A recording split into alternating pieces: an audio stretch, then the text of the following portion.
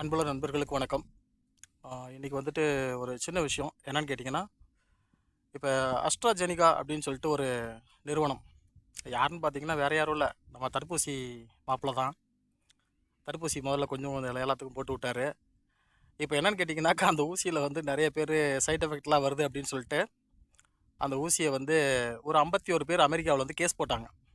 உடனே நம்ம இங்கே இருக்கக்கூடிய ஒரு நபர், ரொம்ப ஒரு பிரபலமான ஒரு ஐபிஎஸ், அதுலேயும் வந்து ஐபிஎஸ் அவர் அப்படியே அந்த ஊசிக்கு வந்து வக்காலத்து வாங்கி பேசினார். நான் 3 ஊசி போட்டேன். நிஜமாவே நீங்களாம் 3 ஊசி போட்டிங்களா? நான் தெரியாமல் தான் கேட்குறேன். எவனாவது இழிச்சவன் கிடச்சானா பிடிச்சி குத்தி விடுவீங்க, அவ்வளோதானே. இப்போ அந்த ஊசியவே அவர் ரிட்டன் வாங்கிக்கிறேன்னு சொல்லிட்டான். நீங்கள் என்ன பண்ண போகிறீங்க? உலகம் ஃபுல்லாக இருக்கக்கூடிய ஊசியை வந்து அவர் ரிட்டன் எடுத்துக்கிறேன்னு சொல்லியிருக்கான். ஐபிஎஸ் படித்த ஒருத்தர் வந்து ரொம்ப வக்காலத்து வாங்கி பேசினார். என்ன பண்ணாருன்னு அவர்கிட்ட கேட்போம். பதில் சொல்லுங்கள்.